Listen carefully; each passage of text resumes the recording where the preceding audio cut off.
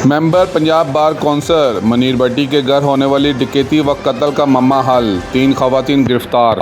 मनीर भट्टी साहब हैं जो मेंबर पंजाब बार कौंसिल साहब का और की वारदात हुई जिसमें इनके खानसामा को मर्डर कर दिया गया था, रशीद नामी, जो तकरीबन 62 साल बुजुर्ग था और वो बिल्कुल ब्लाइंड था। तो उस सिलसिले में फिर तफ्तीश CIA के सपुर्द हुई। जनाब SSP सब CIA और DI सब इन्वेस्टिगेशन उनकी हिदायत पर।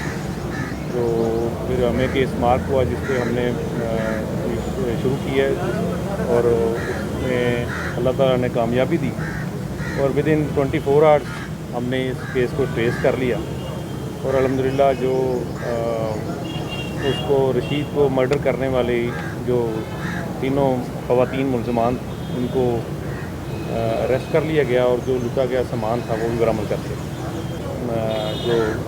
जो खवातीन थी वो वारदात की नीयत से ही वहाँ पे घर में आई थी और फिर इन्होंने उस शख्स को, रशीद जो था, उसको जाते हुए उसको मर्डर भी कर दिया, उसका गला दबा के और उसको सारा इनकी, लेकिन वारदात की नीयत थी, इसी नीयत से वो वहाँ पर। सर, घर के अंदर वारदात करवाने की टिप दी गई थी या टिपिकली जो है वो ये वारदात करती हैं? आया कि CRO रिकॉर्ड के मुताबिक पहले से भी ये कहीं पकड़ी गई हैं या इनको किसी ने टिप दी थी कि इस घर के अंदर वारदात करनी है? नहीं, ये बेसिकली ये पैसों के लालच में ही कोई ढूंढ रही थी ऐसा, जो कोई घर में, आपको पता है डिफेंस में घरों में अक्सर में लोग बाहर कोई नौकरी के लिए या कोई कारोबार के लिए बाहर जाते हैं। तो ये ऐसे घर की तलाश में थी जहाँ पे कोई मुलाजम घर में अकेला हो ताकि इनको घर में ही कोई इजीली एक्सेस हो। तो ये घर में इस जगह पे घुसने में कामयाब हो गई और वो जो रशीद था उसके साथ इन्होंने मतलब एक लिंक निकाला जिसकी वजह से घर में घुसी और फिर वहाँ पे जाकर इन्होंने उसको चाय में नशावर गोलियाँ भी दी उसको बेहोश करके, ताकि वारदात की नीयत थी। लेकिन फिर इसी दौरान जब उसने इसके साथ आपस में तो नाजायज़ मरासम भी कायम करने की कोशिश की तो फिर बकौल इनके कि उनको गुस्सा भी आया और जिस पे इन्होंने उसको मिल के गला दबा के और सारा उसको मर्डर कर दिया। रिकवरी कितनी है और मुलजमान का जो ताल्लुक़ किस शहर से है, कहाँ से ये बिलोंग करती है?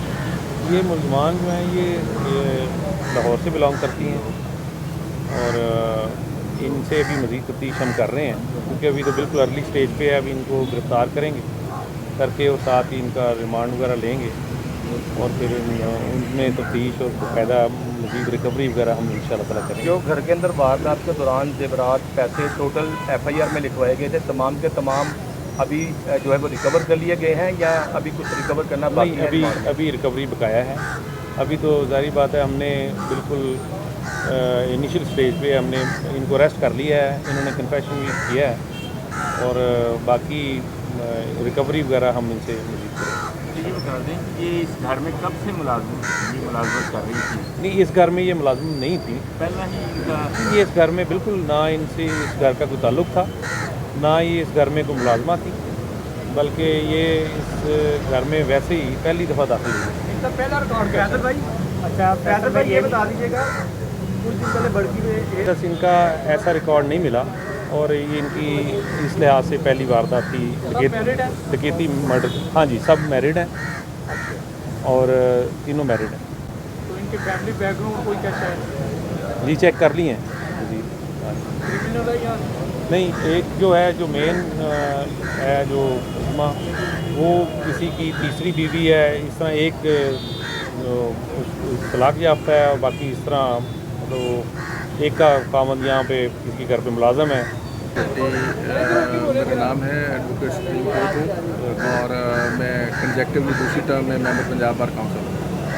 ये घर में जो वारदात हुई उस वक्त मेरे वालिद साहब और ये जो शेफ़ है ये अकेले थे। मेरे वालिद साहब नमाज़ पढ़ने फिर उन्होंने दरवाजे तीनों कमरों के तोड़ के और सारी वारदात तो अनलकीली जो है घर में शेफ़ के अलावा और कोई नहीं था और मैं समझता हूँ ये पुलिस का मैंने कोर्ट एरिया से CCP साहब लाहौर बिलाल सिद्दीकी मैना साहब को मैंने बताया कि मेरे घर में वारदात हो गई है। तो मेरे पहुंचने से पहले पुलिस का बड़ा क्विक रिस्पॉन्स था कि पुलिस मौके पे पहुंच चुकी थी। दोनों हमारे जो DH साहब इन्वेस्टिगेशन हैं और SSP CIA मलिक साहब जो हैं वो हमारे रास्ते में फौरी आ गए और दोनों SP साहबान जो हैं सदर ऑपरेशन और इन्वेस्टिगेशन वो भी दोनों मौके पे आ गए।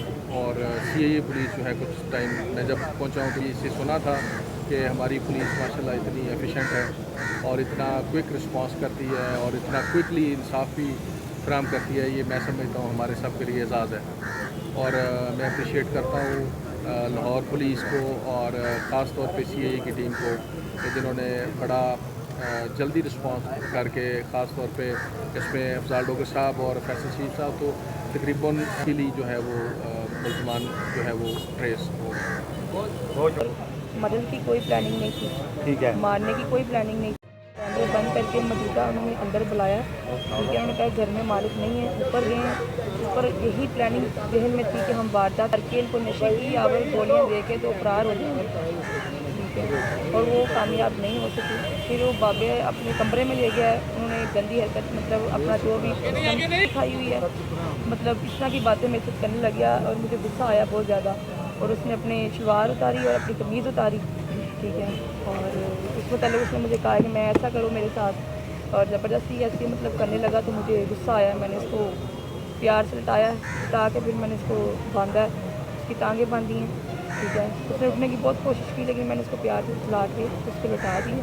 इन्होंने उनकी टांगें पकड़ी हुई थी और जब उन्होंने टांगें मारी हैं तो ये उठ के डर के पीछे हो गई हैं कि जी बाबा उठ गया, ये टांगें मारी हैं। इस तरह डर के खौफ खा गई और मैंने खौफ नहीं खाया। और उन्होंने कहा जी, मैंने कहा आपकी और भी ऑलरेडी दोस्तें थी। उसने कही 13-13 साल की बच्चियाँ थी मेरी दोस्तें, मैंने 13-13 साल की बच्चियों के साथ रेप किया हुआ है। अच्छा मुझे ये था इन्होंने कहा था कि जी मैं डिफेंस ढूंढती हूँ, काम ढूंढती हूँ, इस तरह करती हूँ। इन्होंने मुझे बताया था और पहले ना ऑलरेडी कहीं पे मतलब ऐसी कोई प्लानिंग थी वारदात की प्लानिंग किस घर में बनाई है, इसलिए इन्होंने मुझे नंबर दिया और बाबा ऐसा ऐसा गलत काम मतलब चीज़ें करता है, चीज़ें वगैरह देता है। इस तरह की प्लानिंग के हवालात से मैं उनकी मतलब करती हूँ।